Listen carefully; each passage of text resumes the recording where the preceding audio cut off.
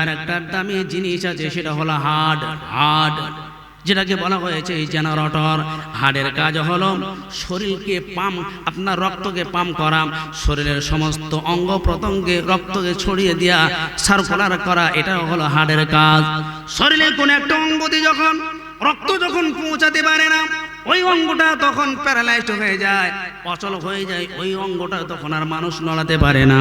ও মুসলমান ভাইরা, অনেক সময় দেখা যায় মানুষের হার্ট অ্যাটাক হয়, হয় কি হয় না বলুন? হার্ট অ্যাটাক হয়। হার্ট অ্যাটাক কখন হয়? চিকিৎসা বিজ্ঞানীরা বলতেছেন হার্টের ভিতরে যে সমস্ত শিরা উপশিরাগুলি আছে, যে সমস্ত রগগুলি আছে, ওই রগের ভিতরে যখন চর্বি যখন জমে যায়, চর্বি যখন জমে যায়, তখন হার্ট আর রক্তকে পাম্প করতে পারে না, তখন মানুষের হার্ট অ্যাটাক হয়।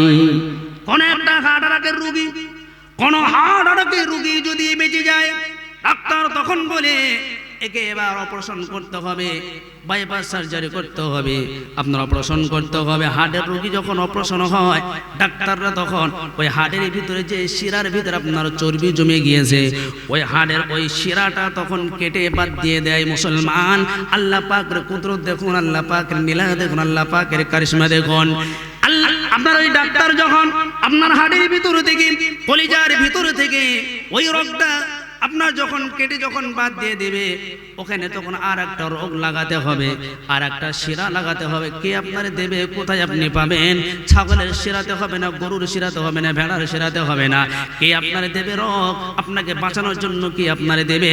আল্লাহ পাকের দয়া দেখুন, আমার আপনার প্রত্যেকের রানের ভিতরে আল্লাহ পাক এক্সট্রা কিছু রোগ শিরা রেখে দিয়েছেন, বলুন না সুবহানাল্লাহ। ডাক্তাররা যখন অপারেশন করেন, হার্ট যখন অপারেশন করেন, ওই যে হার্টের ভিতরে আপনার যে শিরাগুলি আছে, যে শিরাতে আপনার চর্বি জমে গিয়েছে, ওই শিরা চর্বিযুক্ত শিরাটাকে কেটে বাদ দিয়ে দিয়ে রান থেকে ওই শিরা নিয়ে তখন কলিজার ভিতরে ডাক্তাররা সেট করে দেন, বলুন না সুবহানাল্লাহ। ও মুসলমান ভাইরা, এই জন্য আল্লাহ পাক বলেন ওয়াফি আনফুসিকুম আফালা তুবসিরুন। চাইয়ে দেখো তোমার দিকে কত সুন্দর নিদর্শন আমি আল্লাহ পাক রেখেছি, আমি আল্লাহকে বোঝার জন্য।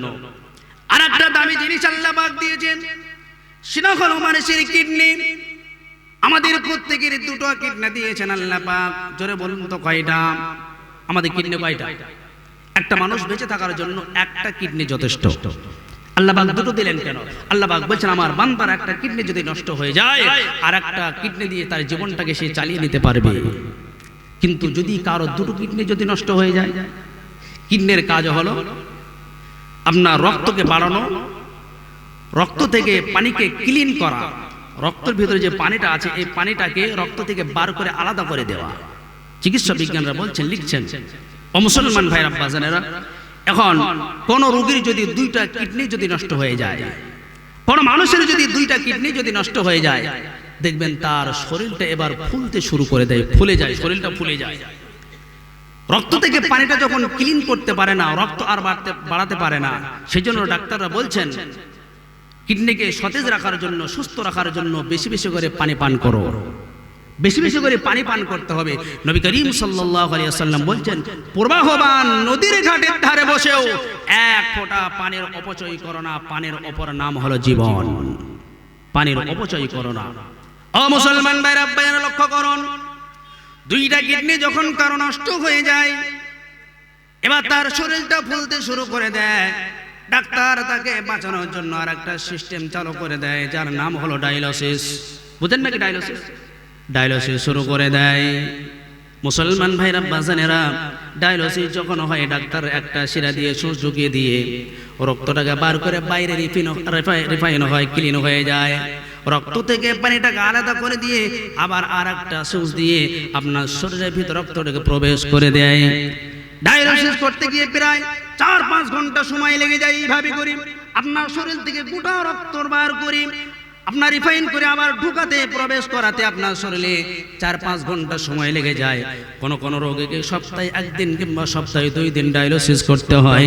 ডায়ালিসিস যখন শুরু হয়ে যাবে, জানতে হবে আপনার দুনিয়াতে আর বেশি হায়াত নাই, আর বেশি হায়াত নাই, কারণ আপনার দুটো কিডনি নষ্ট হয়ে গেছে।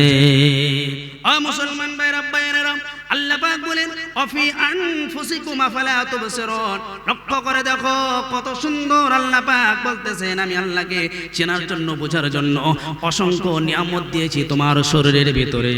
আর একটা আল্লাহ পাক রব্বুল আলামিন দামি জিনিস দিয়েছেন, সেটা হলো চোখ।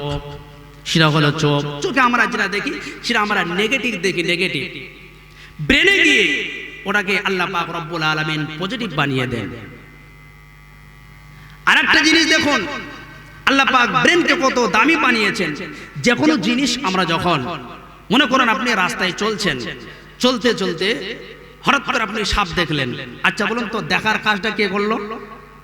দেখার কাজটা চোখে করেছে না নাকি করেছে? কে? চোখে করেছে দেখার কাজ। চোখ দেখলো, সঙ্গে সঙ্গে ব্রেনকে ট্রান্সলেট করে দিল, ট্রান্সফার করে দিল। ব্রেন সঙ্গে সঙ্গে আপনার পাকে আর হাতকে আবার সঙ্গে সঙ্গে ট্রান্সফার করে দিল। ব্রেন পাকে বলল দৌড় মার, আর হাতকে বলল যদি লাঠি থাকে তো পিটাতে লাগ। আচ্ছা বলুন, চোখ দেখলো একটা সাপ দেখলো, এটা ব্রেনের মধ্যে পৌঁছে দিল। ব্রেন এবার ওই খবরটা হাতে এবং পায়ে পৌঁছে দিল। বলুন তো এইটা পৌঁছাতে গিয়ে ব্রেনের কতটা সময় লেগেছে? অনেক সময় লেগে যায় নাকি? 1 সেকেন্ড সময় লাগে না। আপনার চোখ দেখার কাজ করলো, সঙ্গে সঙ্গে ব্রেনে গেল, ব্রেন সঙ্গে সঙ্গে আমার হাতকে আর পাকে খবর করে দিল। যদি পাকে বললো যদি হাতে কিছু যদি না থাকে ছুট মার, আর যদি হাতে কিছু যদি থাকে তো ঠেকাতে লাগে। এইটা চিন্তা ভাবনা করার জন্য 1 সেকেন্ড সময় লাগে না। ও মুসলমান ভাইরা ভাইয়েরা, আল্লাহ পাক রব্বুল আলামিন আমার আপনার আর একটা দামি দিয়েছেন, সেটা হলো জিহ্বা। এই জিহ্বা হাজার রকমের স্বাদ, হাজার রকমের টেস্ট। একটা জিহ্বার ভিতরে আল্লাহ পাক বোঝার ক্ষমতা দান করেছেন। বলুন না সুবহানাল্লাহ। একবার চিল্লিয়ে বলা যাবে কি সুবহানাল্লাহ। আল্লাহ পাক রব্বুল আলামিন দুটো কান দিয়েছেন, হাজার রকমের শব্দ, হাজার রকমের সুর আল্লাহ পাক শোনার তৌফিক দান করে দিয়েছেন, বোঝার তৌফিক দান করে দিয়েছেন। ও মুসলমান ভাইরা, আল্লাহ পাক বলেন চিন্তা করে দেখো, লক্ষ্য করে দেখো, ওয়াফি আনফুসিকুম আফালা তুবসিরুন, তোমার দিকে তুমি লক্ষ্য করো, অনেক নিদর্শন আমি আল্লাহ পাক দিয়ে রেখেছি। কেন আমি আল্লাহকে বোঝার চেষ্টা করো না? কেন আমি আল্লাহর কাছে তোমরা মাথা নত করো না? একটু যদি তোমরা চিন্তা করো, তোমরা অচিরে আমি আল্লাহর কাছে মাথা নত করতে তোমরা বাধ্য হবে। একটু যদি তোমরা চিন্তা করো। মুসলমান ভাইরা বাজানেরা, আল্লাহ পাক রব্বুল আলামিন বলছেন যে তোমরা একটু চিন্তা করো আর আমার প্রতি ঈমান আনো, আমার শুকরিয়া আদায় করো। ঈমান আনো, কারণ ঈমান ছাড়া আমি আল্লাহ পাক কিয়ামতের দিন কাউকে জান্নাত দেব না। তাতে তুমি যদি নবীর পিতা যদি হও তবু তুমি জান্নাতে পাবে না, নবীর সন্তানও যদি তুমি হও তবু তুমি জান্নাতে যেতে পারবে না, নবীর আব্বাও যদি হও, নবীর সন্তানও যদি হও, এমনকি নবীর বিবিও তুমি যদি হও, তুমি জান্নাতে যেতে পারবে না তোমার ভিতরে ঈমান যদি না থাকে। পবিত্র কোরআনে বলছেন আল্লাহ পাক রব্বুল আলামিন বলেন মিল্লাতা আবিকুম ইব্রাহিম ওয়া সাম্মাকুমুল মুসলিমিন। এই জাতির পিতা হলেন হযরত ইব্রাহিম আলাইহিস সালাম, বিখ্যাত একজন নবী।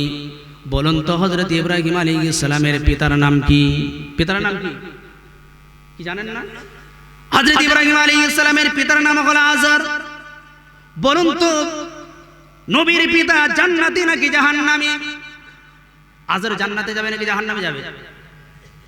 জাহান্নামে যাবে। নবীর পিতা খাওয়ার পরেও জাহান্নামের মধ্যে চলে যেতে হবে। হযরত নূহ আলাইহিস সালামের 4টে সন্তান ছিল, হাম, শাম, ইয়াফেজ, কেনান। এই কেনান জাহান্নামে যাবে, জান্নাতে যেতে পারবে না, ঈমান আনে নাই। ও মুসলমান ভাইরা, আর একটা লক্ষ্য করে দেখুন, আল্লাহ পাক রব্বুল আলামিন বলছেন এই পৃথিবীর বুকে 2 জন নবীর বিবি জাহান্নামে যেতে হবে। 1 নম্বর হলো হযরত লূত আলাইহিস সালামের বিবি এবং হযরত নূহ আলাইহিস সালামের বিবি। এরা কিয়ামতের দিন আল্লাহ পাক রব্বুল আলামিন বলবেন অনেক নারীকে জাহান্নামে পাঠিয়ে দিবেন, তাদের সাথে এদেরকেও বলবেন ওয়াকিলা দুখুলান নার মা'আদ দাখিলিন, এদেরকেও জাহান্নামে দাও। নবীর বিবি হওয়ার পরেও জাহান্নামে যেতে হবে। আল্লাহ পাক রব্বুল আলামিন পবিত্র কোরআনের মধ্যে ইরশাদ করেছেন যারাবাল্লাহু মাসালাল লিল্লাযীনা কাফারু ইমরাআতা নূহ ওয়া ইমরাআতা লূত। كانتا تحت عبدين من عبادنا صالحين فخانتاهما فلم يغنيا عنهما من الله شيئا وقيل ادخلا النار مع الداخلين আল্লাহ পাক বলেন মিন কিয়ামতের দিন দুইজন নবী সৎ মানুষ এদের বিবি দুইজনের বিবি